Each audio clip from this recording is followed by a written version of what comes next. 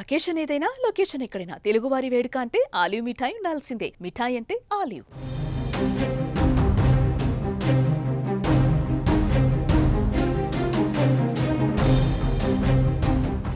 పాకిస్తాన్ భారత్ ఉద్రిక్తతల నడుమ ఏ క్షణాన భారత్ పాకిస్తాన్ పైన దాడి చేస్తుందని భయాందోళన వ్యక్తమవుతున్నటువంటి సందర్భంలో పాకిస్తాన్కి తాజాగా పాకిస్తాన్కు మద్దతుగా బంగ్లాదేశ్ కుట్రలు పన్నుతున్నట్టుగా తెలుస్తుంది. దీనికి సంబంధించిన తాజా అంశం ఇప్పుడు సోషల్ మీడియాలో వైరల్గా మారింది. బంగ్లాదేశ్ మాజీ సైనికాధికారి ప్రస్తుతం Bangladesh independent enquiry commission chairperson Alam Fazlur Rahman Bharat పైన దాడి చేస్తామని హెచ్చరించారు.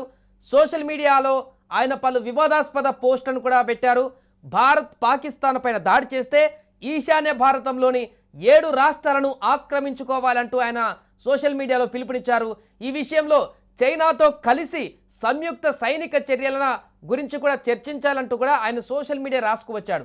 భారత్ పాకిస్తాన్ను ధ్వంసం చేయగలిగితే బంగ్లాదేశ్ స్వాతంత్రం సార్వభౌమత్వానికి భారత్ నుంచి ఎంత ముప్పు పెరుగుతుందో ఊహించుకోండి.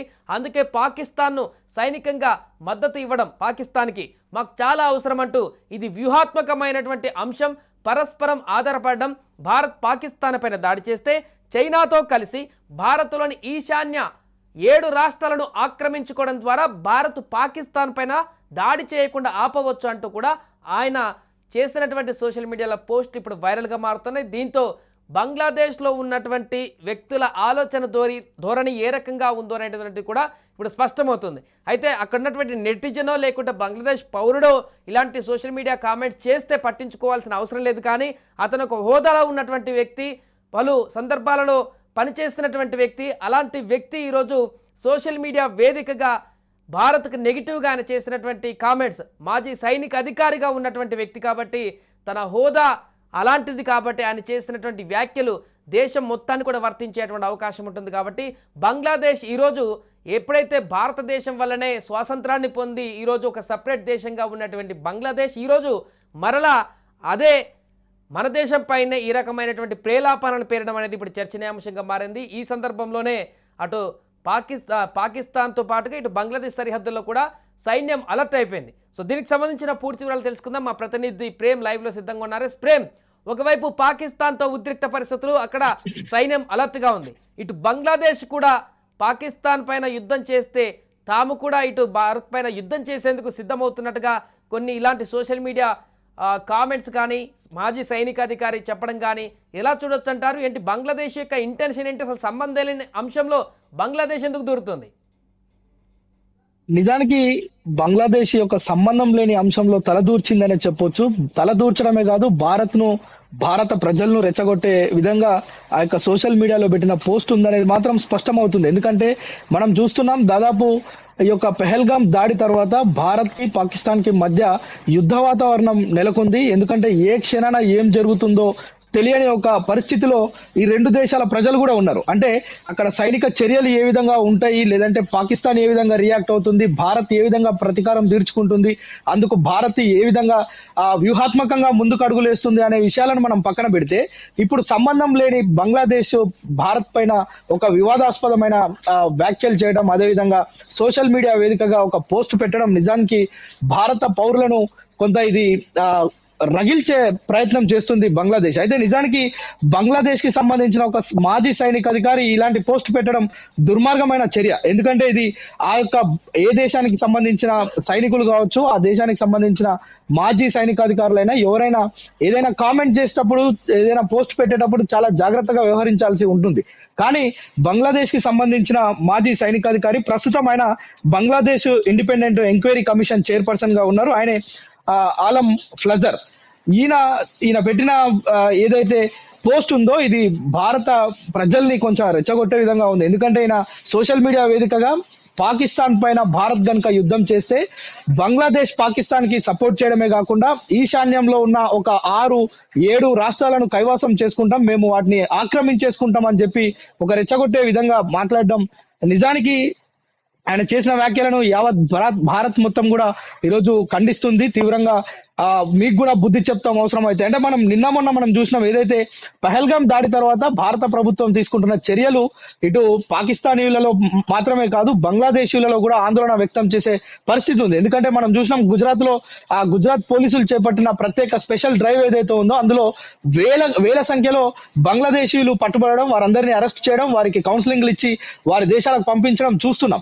ఈ తరుణంలో బంగ్లాదేశ్ కి సంబంధించిన మాజీ సైనిక అధికారి ఇలాంటి వ్యాఖ్యలు చేయడం నిజంగా ఇది కొంత ఇక్కడున్న ప్రజలను రెచ్చగొట్టడం, ఇక్కడున్న సైన్యాన్ని రెచ్చగొట్టడం అంటే ఈ కవ్వింపు చర్యలు ఇవి పాకిస్తాన్ కి సంబంధించిన హయ్యర్ అఫీషియల్స్ ఇలానే మాట్లాడుతున్నారు. పక్కనున్న బంగ్లాదేశ్ కూడా పాకిస్తాన్ కు సపోర్ట్ చేస్తే భారత్ కి ఏం నష్టం లేదు, కానీ భారత్ ని రెచ్చగొట్టే విధంగా వ్యాఖ్యలు చేయడమే ఇక్కడ ప్రధాన సమస్యగా కనిపిస్తుంది. అయితే ఏ క్షణాన్ని అంటే మనం నిన్న చూసాం భారత ప్రధాని నరేంద్ర మోడీ నేతృత్వంలో త్రివిధ దళాధిపతులతోటి ప్రత్యేకంగా సమావేశం 1 కాదు 4 సార్లు, ఒకే రోజు 4 సార్లు ఇలా సమావేశం అయ్యి వారికి ఇన్స్ట్రక్షన్స్ ఇవ్వడం. మరోవైపు భారత సైన్యం పైన పూర్తి మాకు విశ్వాసం ఉంది, భారత ప్రజలందరూ కూడా విశ్వాసం ఉంచారు అని చెప్పి మాట్లాడడం, నిజానికి వారికి అన్ని రైట్స్ ఇచ్చారు. అంటే ఎప్పుడు ఎలా స్పందించాలి అనేది భారత సైన్యానికే వదిలేశామని చెప్పి ప్రధాని నరేంద్ర మోడీ ప్రత్యేకంగా చెప్పడం. మరోవైపు అమిత్ షా కూడా, హోంమంత్రి అమిత్ షా కూడా ఈ రోజు లేటెస్ట్ గా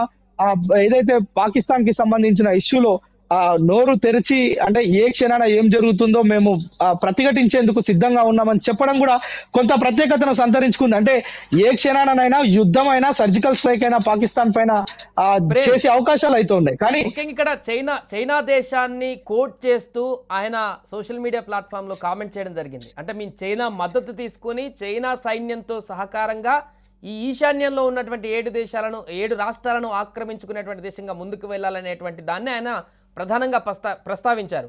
అంటే చైనా బంగ్లాదేశ్కి సంబంధించి అలా ఆల్రెడీ పాకిస్తాన్కి ద్వంద్వ వైఖరి అవలంబిస్తుంది పాకిస్తాన్ తోటి, ఇటు బంగ్లాదేశ్తో కూడా అలాంటి వైఖరితోనే ఉందనుకోవచ్చా చైనా?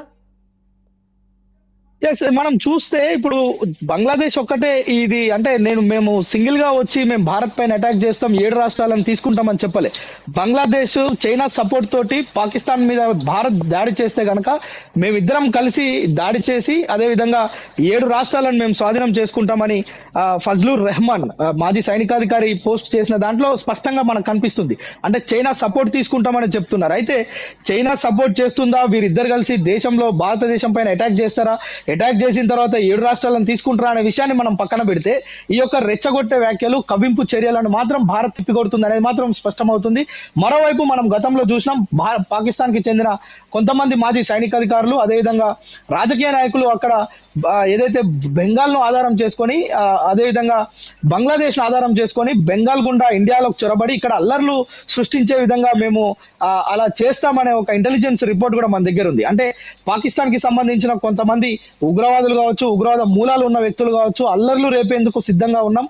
మేము బంగ్లాదేశ్ మీదుగా మనకు తెలుసు చాలా మంది బంగ్లాదేశీయులు ఇండియాలో ఎందుకున్నారంటే పశ్చిమ బెంగాల్ బార్డర్ కావడంతో అక్కడి నుంచి చాలా సులువుగా ఏదో ఫేక్ డాక్యుమెంట్స్ చూపించి భారత్ లోకి ప్రవేశించి ఇక్కడ వివిధ రకాలుగా హ్యూమన్ ట్రాఫికింగ్ అని లేదంటే ఇతర బిజినెస్లు చేసుకొని జీవనం సాగిస్తున్న వారు ఉన్నారు.